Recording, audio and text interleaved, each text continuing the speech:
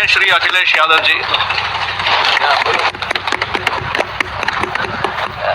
सभापति जी, मैं आपका धन्यवाद देता हूं कि इस महत्वपूर्ण विषय पे मुझे बोलने का आपने अवसर दिया, मौका दिया है।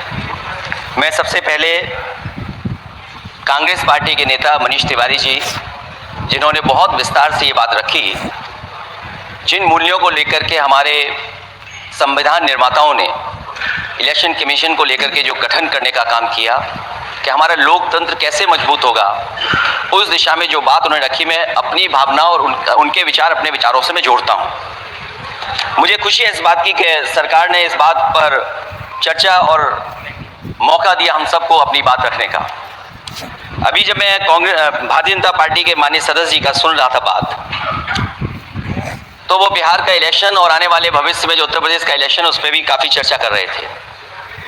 सभापति महोदय, मैं कुछ बातें ऐसी कहना चाहता हूं जो हम लोगों ने अपनी आंखों से देखा, और जिस इलेक्शन कमीशन से हमें ये उम्मीद थी कि निष्पक्ष काम होगा, निष्पक्ष कार्रवाई होगी, वो हमें कहीं देखने को नहीं मिली।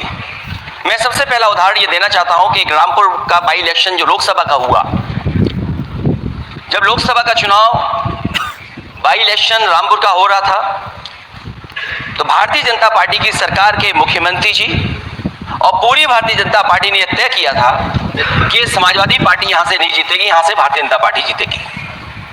और ये आशंका हम लोगों को थी कि हर तरीके से हम लोगों को दबाया जाएगा, हर तरीके से चुनाव में धांधली की जाएगी। और जिस समय चुनाव शुरू हुआ, वो चीजें हम लोगों को देखने को मिली।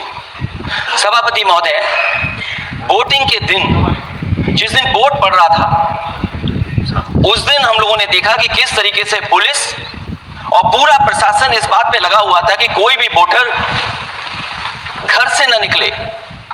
रामपुर का बाई इलेक्शन हमने ऐसा देखा जहां पर पूरा पुलिस प्रशासन, भारतीय जनता पार्टी की सरकार ये कोशिश में लगी थी कि मतदाता बाहर न निकले, और पहली बार भारतीय जनता पार्टी वहां से चुनाव लोकसभा का जीती। ये बाई इलेक्शन लोकसभा की बात कर रहा हूं मैं, और एक एक घटना की सूचना हम लोगों ने इलेक्शन कमीशन को दी है। एक एक घटना के पुलिस क्या कर रही है, पुलिस कहां बैरिकेडिंग लगाई है, पुलिस कहां रोक रही है, कौन पुलिस का अधिकारी कहां जा रहा है, डीएम क्या कर रहे हैं, कमिश्नर क्या कर रहे हैं। और उसके बावजूद भी इलेक्शन कमीशन ने एक भी किसी के खिलाफ कार्रवाई नहीं की। अध्यक्ष महोदय, जब हम ये बात समझ गए कि इलेक्शन कमीशन बायस है, अध्यक्ष महोदय, ये जो नए नए लोग इधर से उधर खिसक गए हैं, यार ना बोले तो अच्छा ही है।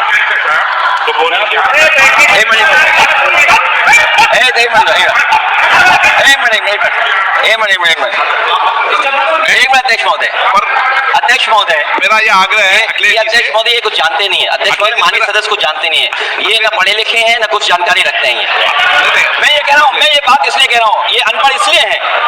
अध्यक्ष महोदय, मैं ये बात इसलिए कह रहा हूं कि जो जो घटनाएं मैं बता रहा हूं, मैंने एक एक घटना इलेक्शन कमीशन को टैग किया है, एक एक वीडियो इलेक्शन कमीशन को दिया है, एक एक पत्र लिखा है इलेक्शन कमीशन को। अगर एक भी कार्रवाई की हो तो मुझे बता दें, अगर ये जानते हो। और दूसरा, मैं अध्यक्ष महोदय